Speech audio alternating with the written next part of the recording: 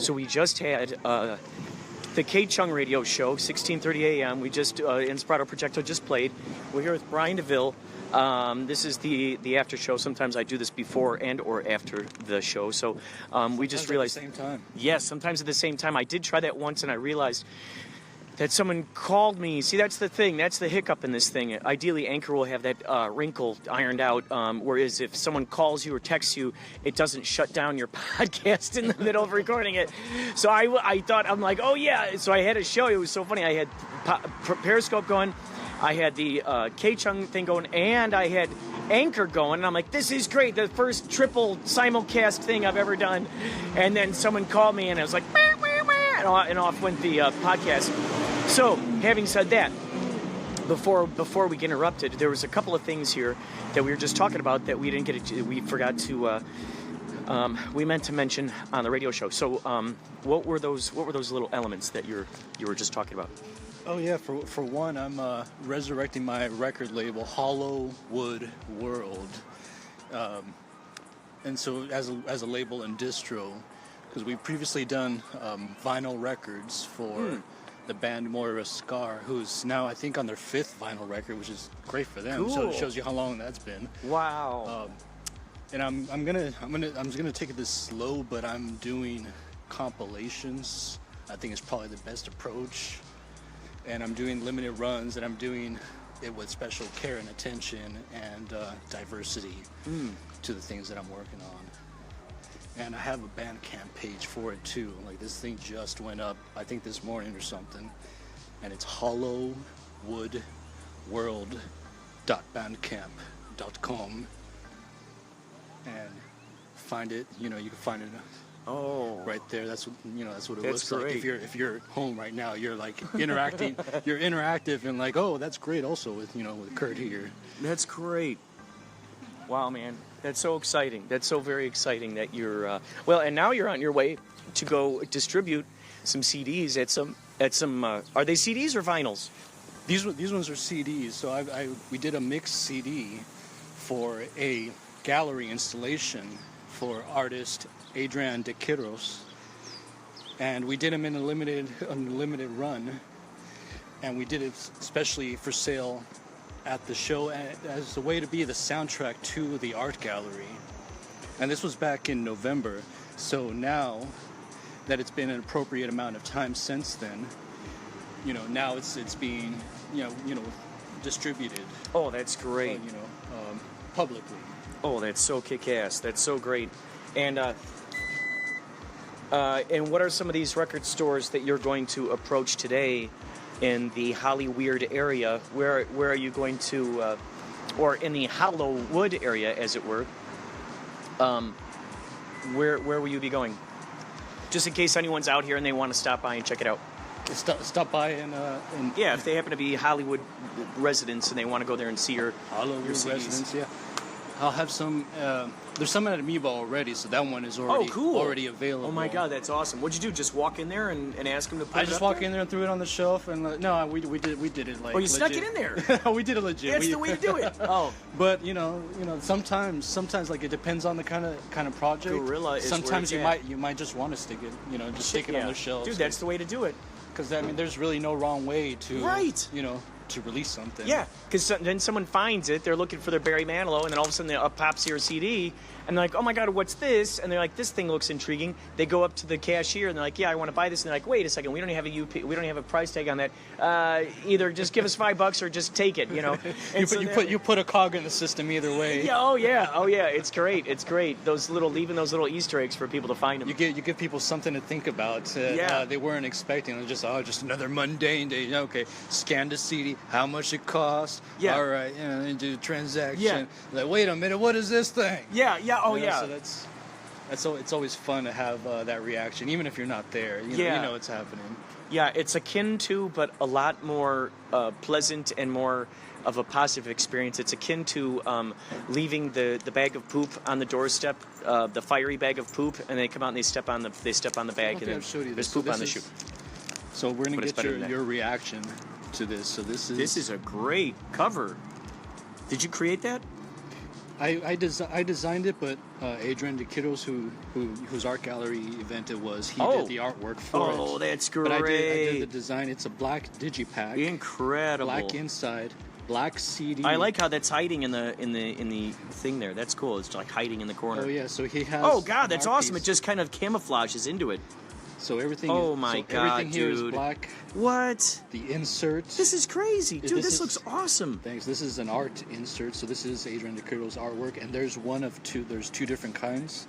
So this is one of two of them that you can. Incredible. You can get, and it also comes with an extra sticker inside with the. Dude, what a brilliant cover artwork thing to do. That is so cool. And as you see, like the CD is black on black, and it just camouflages into the black digipack. It's very camouflaged. So that's cool. And it is a mixture of different things. You can listen to a sample of it online on my current SoundCloud. I think it's just soundcloud.com/BrianDVIL. And I have it Sigil, Sator, Esoteric. And you can listen to the Mega Mix, which is track 1 of this compilation. And so it's something that I kind of grew up with, is like mixtapes. So, especially ones that have a Mega Mix sampler. You listen to the very first track, and it gives you an idea of what is to come. Like what's this album about? What's the rest of this thing about? It's the very first track, and it gives you tiny little snippets of, and it could be tracks that are, on the album, or it could be, the same artist. The one I have here is the same artist, but they're different tracks than what's on the rest of the album. And it just gives you an idea of what am I going to be expecting. Now, will Sunspace, is this something they'd be interested in? I think we'll have this at Sunspace for the show on the 2nd. We're doing a show June 2nd at Sunland Sunspace in Shadow Hills, Sunland Tahunga area. If that sounds too far, it is north of North Hollywood, north of Burbank, between the 5 and 210 freeways. It's really not that far, especially that time of night. There's like no traffic up there. Yeah, and plus you could take your horse over there from the hills. Please take your horse over the hills. Take your horse over the hills and hitch it up. There's a hitch there, horse hitch. There's a song for it. Take your horse over the hills. That's right. Get it out of here. Take your horse over the hills and get out of here. I love it. All right, folks, check it out. Yeah, so there's a lot of different styles represented on this mix CD. There is kind of like ritual, ambient, sonic elements. There is some neo folk on there. There is noise. There is industrial. There is like kind of like IDM, dark wave. What constitutes as neo folk? What elements do they add to that? It is. Gee, how do I explain that one? It's like kind of like modern folk in a way, but it kind of comes from like more of a spiritual element rather than. Is it acoustic or are there electronics involved? It's acoustic for those particular tracks. It's all acoustic for those. That's cool. That's awesome. Neo folk. I never heard of it. So it's a big mixture of different things, and if you ever heard me DJ at a show or anything before back in the day, I bring all these different elements and I fuse them together into a DJ mix that, you don't know where you're going with it, but somehow it seems like it wouldn't work, but it works somehow. Oh, that's so cool. And I think this vehicle coming is our cue out of here. Oh yeah, on our way to Union Station. More later.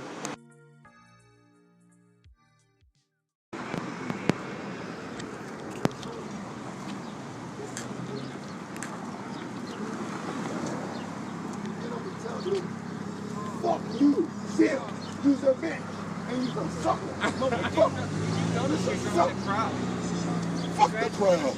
Hey, I don't give a fuck about nobody. I give a fuck about telling you that you's a bitch. That's more important.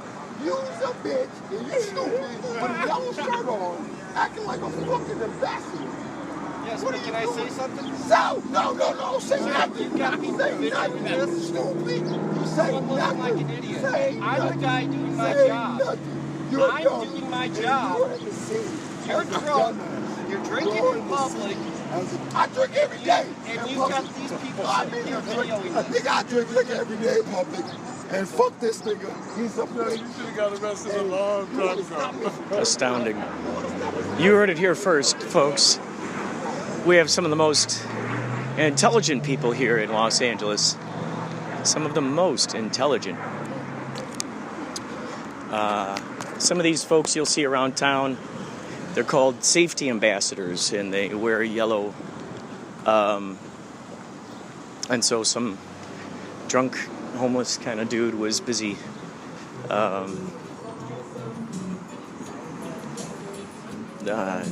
just kind of yelling at the guy. Imagine that. If you boil down all the arguments that have taken place, look at all the hours that were spent, all the energy that was spent into arguing, bullying people, all that jazz. If you were to boil down all of that time, all the energy, all the time spent on it, you would find yourself with a question in your brain going, holy moly, dude, what if that energy and all that time was spent collaborating, cooperating, creating things together, inventing things, building things together. Then you'd get some astounding things. You get some astounding things. And yet, here we have this kind of situation. I wonder what would happen if that homeless guy, if he spent all that time that he does, I don't know, tearing people down or making fun of them or who knows what. I wonder what would happen if instead he spent the time doing that and spent the time making himself into the best version of what's already there. Holy moly. He could do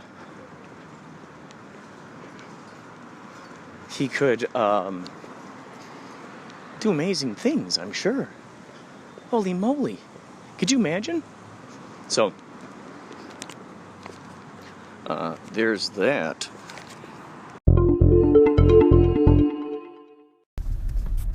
Hi, it's Eugene again. I like to make songs up on the spot, but you probably know that by now. I'm only here for the reasons that I previously stated. And you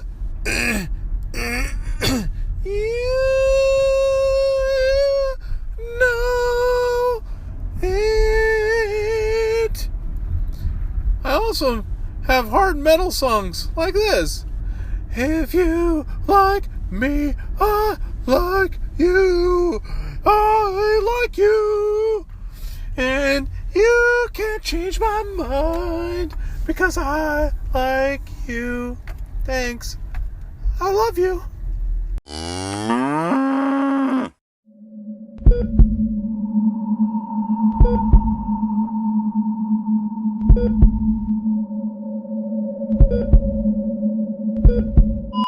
This is the Celebrity Afterlife Report podcast.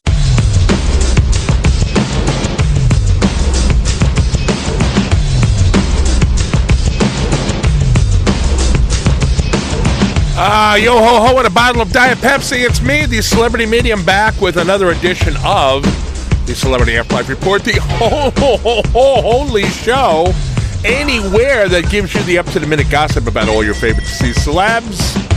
Got a couple of new arrivals in the afterlife to tell you about this week, and some follow-ups to stories from a few weeks ago. It's the usual deal that we do here on the Celebrity Afterlife Report every week.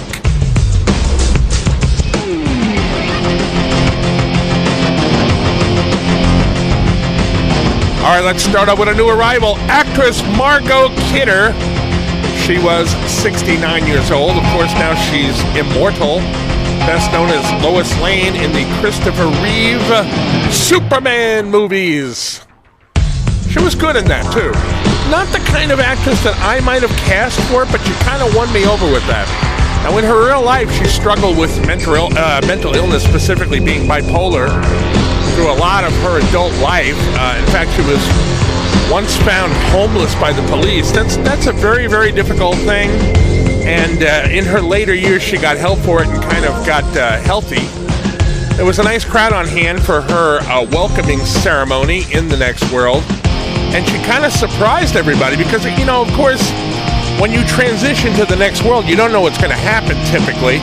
And then all of a sudden, there you are. And some people kind of fumble to come up with words to say to the crowd. It's really kind of an awkward situation. But Margot Kidder really stepped up. She walked out on stage, paused until the crowd fell silent, and then she recited the poem. If you remember the flying scene in the first Superman movie, he's kind of carrying Lois Lane through the air. And in voiceover, she does this kind of poem about, is this real? And that kind of thing. And people found it rather touching. Asked by reporters, she said she's going to need some time to think about what she wants to do. I know that's not the exciting news you want to hear, but that's the case for a lot of people. They're in an entirely new situation. They simply need to kind of catch their breath. So I'm sure she will do that. She'll figure out what works best for her, and we'll be following that as it transpires.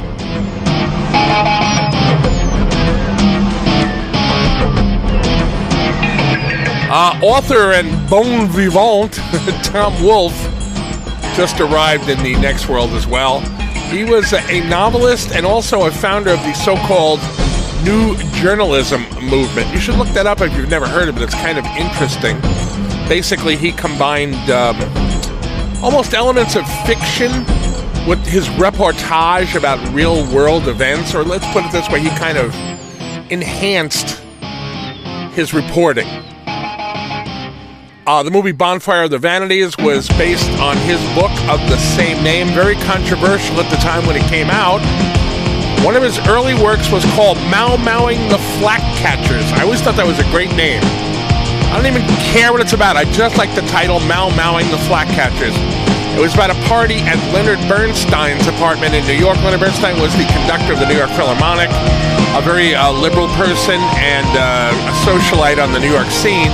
And he and his socialite friends invited members of the Black Panther Party, and Wolfe found it a rather absurd get-together, I gather. And he wrote about that, and that kind of ticked off some people. He also wrote several novels and liked to wear white suits wherever he went. That's why I said bon vivant. He says he expects to continue writing, but he, kind of like Margot Kidder, needs to get the lay of the land first so he can figure out exactly what it is he wants to write about.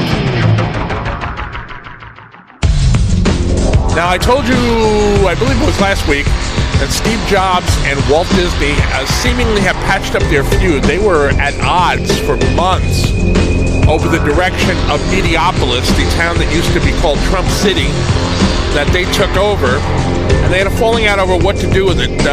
Disney wanted to make it basically a theme park sort of based on Main Street USA in Walt Disney World and Disneyland, and Jobs wanted to turn it into a tech center, so they essentially drew a line down the middle, and each of them ran half of it their own way. And they have since got together and patched it up and decided that they're going to cooperate. And the plan is that they're going to work on the first Disney theme park in the afterlife. Word leaking out is that it's going to include Mediopolis in some form, which is Jobs' high-tech R&D center. But the details of that have not been worked out. We do know, the one thing we do know is that if you've ever been to Disneyland or Disney World, you know there's a thing called the Hall of Presidents, where you go in and robotic American presidents speak to you, the audience. Well, that wouldn't really be appropriate, as there are no countries in the next world, nor is there any formal government. But they're going to have something at least superficially similar called a Hall of Human Greatness, which will include people from all throughout human history. That should be interesting. Now, this got a little controversial because they were asked if it would include Adolf Hitler. Now, the word great is not a synonym for the word good, but oftentimes people take it that way. When they think of a great man, they think of a good man like Gandhi. And Steve Jobs, I am told, looked a little perturbed at being asked that question, and he semi-patiently explained that greatness is not the same as goodness, but they're using the word greatness in the sense that people understand it. In other words, they're going to have people, audio animatronic figures of people who have been admired by other people. So Hitler, therefore, will not be included in the Hall of Human Greatness.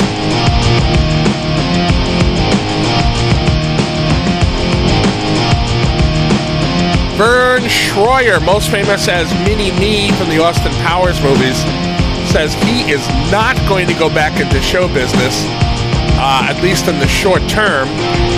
He was speaking to a reporter the other day, and he blamed the pressure of being a little person in the public eye, at least in part, for his drinking problem. And he had a pretty serious drinking problem on the earthly plane. He says he's still thinking about his options, but he would like to work with children in some way.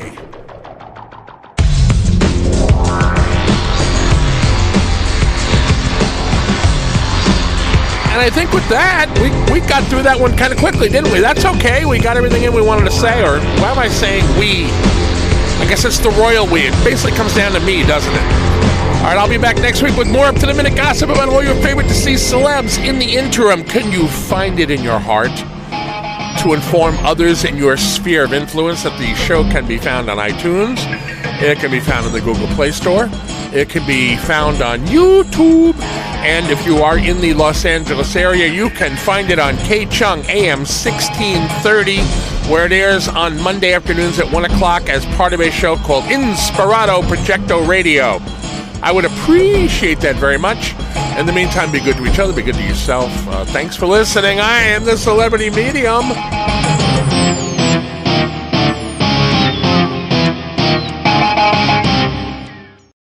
You've been listening to the Celebrity Afterlife Report podcast. To ask a question about your favorite deceased celebrity, call 818-3-MY-DREAM. 818-3-MY-DREAM. 818-369-3732.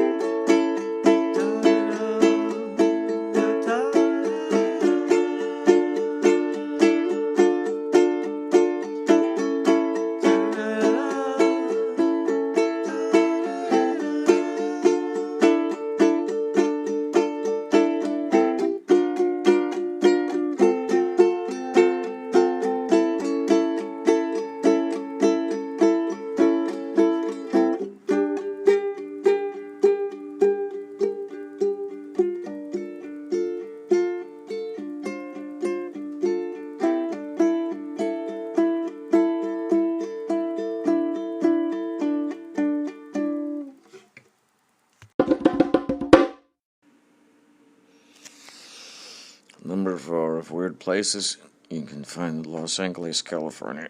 Number 4, Clifton's Cafeteria. There's been a lot of buzz surrounding Clifton's Cafeteria since Andrew Marion, the Edison, remodeled and reopened the classic LA eatery. I stopped by with a friend recently and we were immediately smitten. Clifton's knows how to do this holiday window display. That alone is unusual in car-centric Los Angeles. We spent a few minutes drooling over the gingerbread house and this candy cane tree before walking inside. Even though it was late and the crowd was thin, it took a while to get a cafeteria meal just because it's so easy to get distraction inside a restaurant.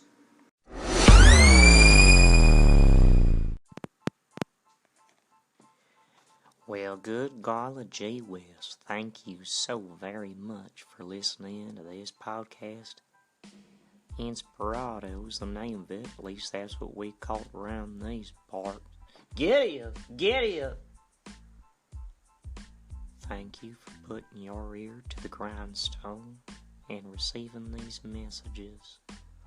Now, some of you might like to know that this podcast is available on them iTunes. In your favorite iTunes store, we're available. You can subscribe to it. You put it right there in the podcast search engine and up it pops. And giddy up, giddy up. And before you know it, you're off to a great start. So, I think it's very, very, very, very, very, very, very, very, very important that you consider this podcast on your subscription list and tell your friends and family who happen to like surreal kind of things. Tell them, hey, are you a dreamer? Hold on, we got a sound here.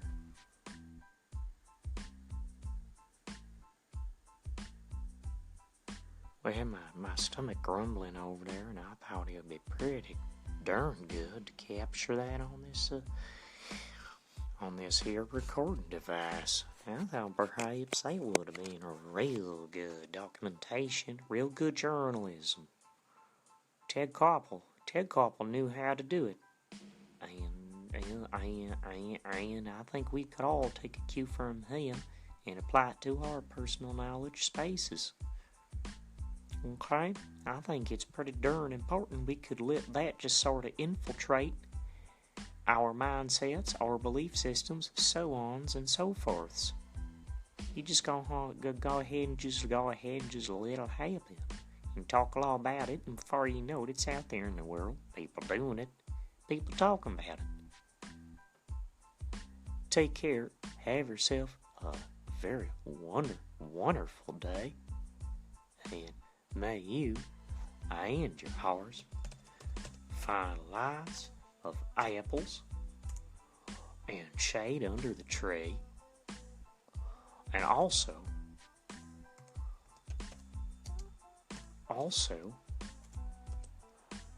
plenty of troughs so your horse can drink something good.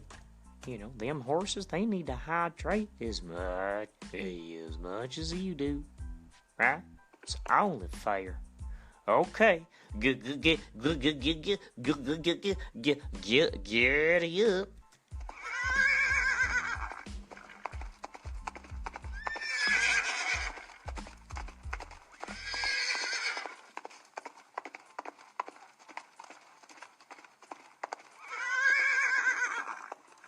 I thought I pressed stop on these things. Is this still recording? No, I think it looks like it stopped.